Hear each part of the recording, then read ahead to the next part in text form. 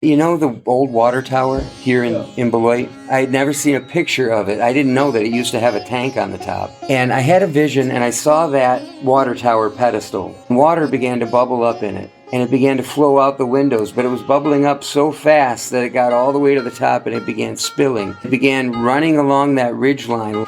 And from the other side, over on Bluff Street, there were new springs of water just bubbling up. Old wells that were also opening up and bubbling all over the place. Now, God uses the imagery of water over and over and over again. Water began to flow out into the river until the river was as high as the banks of the bluffs on either side, and it began to spill out into this region, downstream, and go through Rockford, Illinois, washing Rockford, Illinois clean. Rushing out into the country, not as if it was the only place in the country that this would happen. What I saw was God's people getting hungry and getting passionate. Old wells symbolize people who've been passionate and hungry in the past, and maybe they're not quite so right now. The new springs were people who haven't even yet come into the kingdom, and the Holy Spirit just begins to work through them. And I've talked to people for the last year who are saying, man, you know, my home group, that's on fire. God's just doing great stuff. There's wonderful things happening.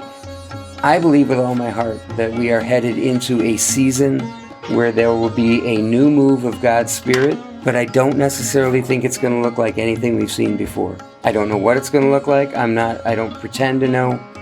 All I know is that I believe with all my heart. There is a new thing happening in the land. We have no idea how many generations have been praying over this area.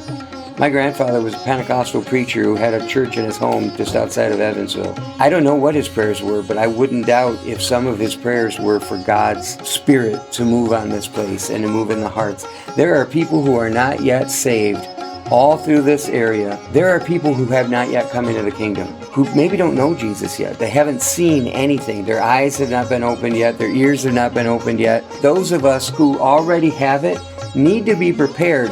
When you've got a child in the house, it changes your behavior. It should change your behavior. You need to watch what you say and watch how you do it because you want that child to grow up and be healthy.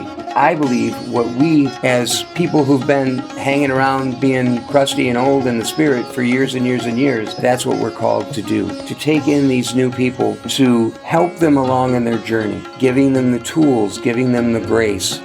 The guy who led me to the Lord told me about a week after, and he says, hey, as you go through your spiritual walk, you're going to get beat up, have people do you wrong, people talk behind your back, and you're probably going to do it to other people too. But remember, your relationship isn't with a formal meeting place called the church.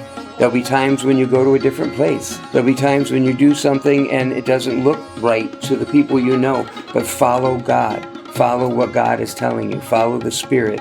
Trust that intimacy. Take that intimacy that comes from delighting yourself in the Lord and those dreams and those plans and those visions. Bring them to life. Bring them to fruition. Raise them up. And know that that's why we've been left on this planet. Given a place at the table. We're supposed to be being stewards of the world around us.